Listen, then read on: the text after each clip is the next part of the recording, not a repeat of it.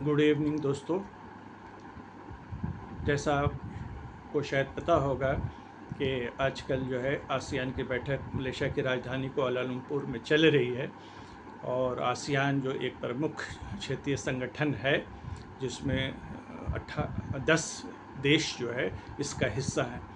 उसके अलावा बहुत सारे विश्व के देश जो एक डायलॉग पार्टनर्स की तरह और अलग अलग इनवाइटीज होते हैं। उनमें यूनाइटेड स्टेट है, उसमें यूके है, उसमें चाइना है, उसमें भारत है, जापान है, कोरिया है, साउथ कोरिया है।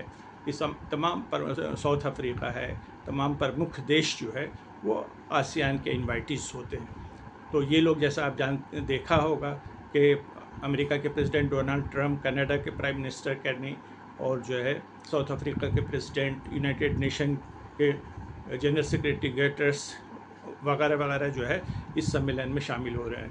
जापान की न्यू प्राइम मिनिस्टर, जो पहली बार एक लेडी प्राइम मिनिस्टर हुई हैं वहाँ के डेमोक्रेटिक इतिहास में, और उसके अलावा जो है साउथ कोरिया वगैरह के जो है यहाँ पर मतलब जो है प्रेसिडेंट प्राइम मिनिस्टर हिस्सा ले रहे हैं। आसियान जो एक बहुत ही महत्वपूर्ण जो है एशिया का एक क्षेत्रीय संगठन है, क्योंकि इसमें ज़्यादा ईस्ट एशिया के देश हैं। इनमें से प्रमुख रूप से जो है इंडोनेशिया, मलेशिया, सिंगापुर, थाईलैंड हैं। इसके वियतनाम है, लाओस है, कंबोडिया है, ये वगैरह वगैरह, ब्रूनी है। ये सभी 10 देश हैं इसके अंदर। तो इनके अंदर जो अपना क्षेत्रीय इकोनॉमिक सोशल पॉलिटिकल कोऑपरेशन इनके बीच में होता है। और ये एक मतलब जो है काफ़ी महत्वपूर्ण संगठन इसलिए माना जाता है कि किसी समय में इन्हें एशियन टाइगर्स कहा जाता था, क्योंकि एशिया में जापान और साउथ कोरिया के बाद सबसे ज़्यादा तेज़ी से विकास करने वाले क्षेत्र में जो है ये शामिल था। और भारत चीन को जो अलग कर दिया जाए तो आसियान के जो देश हैं, इसमें सिंगापुर तो बहुत आगे निकल गया। उसके बाद मलेशिया ने भी काफ़ी अच्छा डेवलपमेंट किया, इंडोनेशिया वगैरह में, और थाईलैंड और वियतनाम में भी काफ़ी तस्वीर बदली। तो ये जो क्षेत्रीय संगठन है इसका विश्व में लगभग 6.5% जो है ग्लोबल ट्रेड में इनकी हिस्सेदारी है। तो जाहिर सी बात है, मतलब 6.5 जो है ग्लोबल ट्रेड में इनकी भागीदारी है, तो एक महत्वपूर्ण हिस्सा जो है इनकी विश्व के व्यापार में इनका है। जाहिर सी बात है, जब अमेरिका के प्रेसिडेंट यहाँ पे आ रहे हैं और उन्होंने आसियान अटेंड किया है, कनाडा के प्राइम मिनिस्टर यहाँ पे आए और साउथ अफ्रीका के प्रेसिडेंट आए, और जैसा कि हमने कहा जो यूनाइटेड नेशन के जनरल सेक्रेटरी आए, तो विश्व की बहुत महत्वपूर्ण हस्तियाँ यहाँ पे आ रही हैं आसियान समिट को अटेंड करने के लिए। लेकिन भारत जो मतलब है पहले रेगुलर आसियान में जो है हिस्सा लेता रहा है, और उसके आसियान से बहुत अच्छे व्यापारिक संबंध भी रहे, राजनीतिक और व्यापारिक दोनों बहुत अच्छे संबंध रहे हैं। लेकिन प्राइम मिनिस्टर मोदी पता नहीं क्यों इस बार नहीं जा पाए, और उन्होंने जो है फॉरेन मिनिस्टर रविशंकर को भेज दिया, और मतलब जो है वर्चुअल अटेंड करने के लिए मीटिंग की बात कही गई जा रही है। तो वर्चुअल अटेंड में फ़ेस टू फेस आप किसी से बात कर सकते हैं, या मतलब साइड लाइन पे किसी कंट्री से आप कोई बातचीत करना चाहते हैं तो वहाँ पे कर सकते हैं, तो वो बात नहीं हो पाती। तो एक फॉर्मेलिटी के तौर पे होती है कि आप वर्चुअल वो मीटिंग अटेंड कर लीजिए। अब क्यों नहीं अटेंड किया मतलब प्राइम मिनिस्टर ने? अब कुछ लोग कह रहे हैं कि मतलब बिहार के इलेक्शन में जो है मतलब जो व्यस्त है वो तो वहाँ तो रोज़ रैली करने नहीं जा रहे। 24 को की थी, अभी पता नहीं अगली मीटिंग कब होगी, वहाँ पे उनकी रैली कब होगी। तो इन बिटवीन जो है वो कुआलालंपुर जा सकते थे, और इस महत्वपूर्ण मीटिंग में, क्योंकि भारत एक विश्व की उभरती हुई आर्थिक शक्ति है, तो इसको भी विश्व अंतर्राष्ट्रीय स्तर पे मतलब रिश्तों को बनाना है और बेहतर बनाना है, व्यापार को मजबूत करना है। तो आप तभी कर पाएंगे जब इंटरनेशनल इवेंट्स में आप हिस्सेदार बनेंगे। अगर बगैर इंटरनेशनल इवेंट में हिस्सेदारी बने हुए आप जो है मतलब अपने आप को स्थापित फिर कैसे कर पाएंगे? तो ये एक मतलब जो है मसला रहा है कि पता नहीं प्राइम मिनिस्टर क्यों नहीं जा पाए।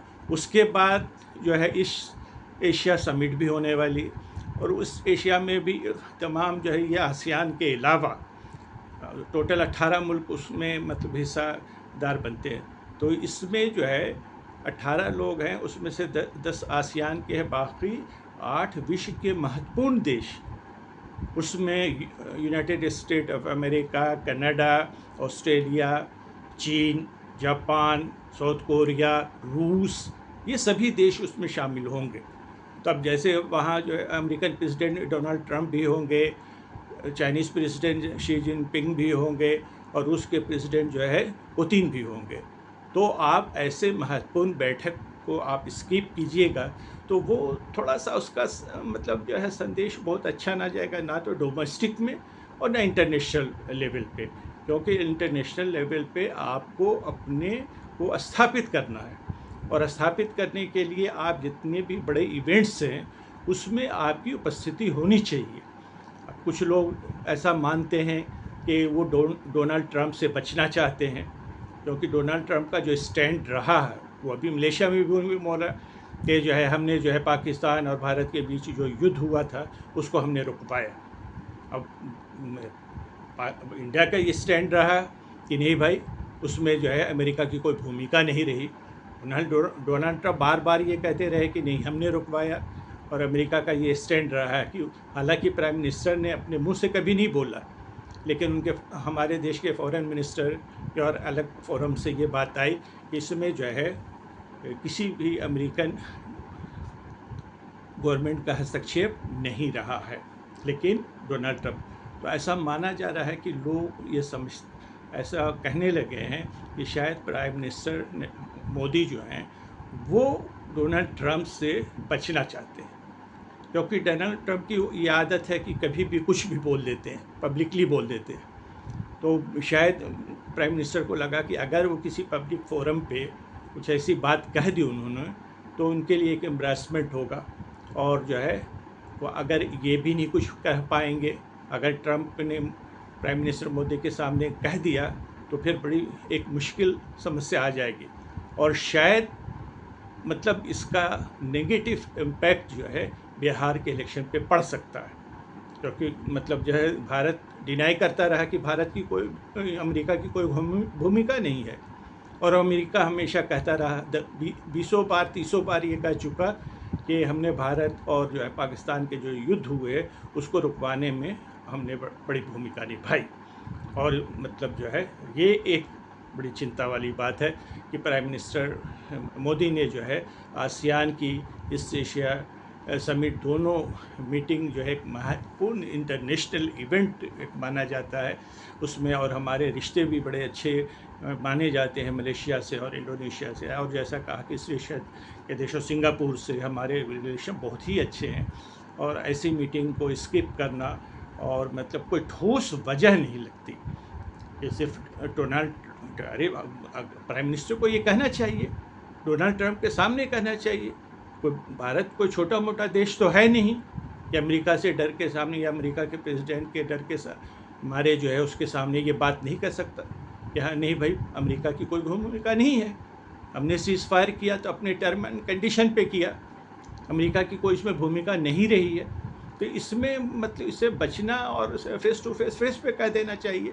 G7 की मीटिंग में भी गए थे प्राइम मिनिस्टर कनाडा, तो वहाँ तो एक दिन पहले ही डोनाल्ड ट्रंप अमेरिका वापस चले गए थे, तो इसलिए वहाँ भी मुलाकात नहीं हो सकी।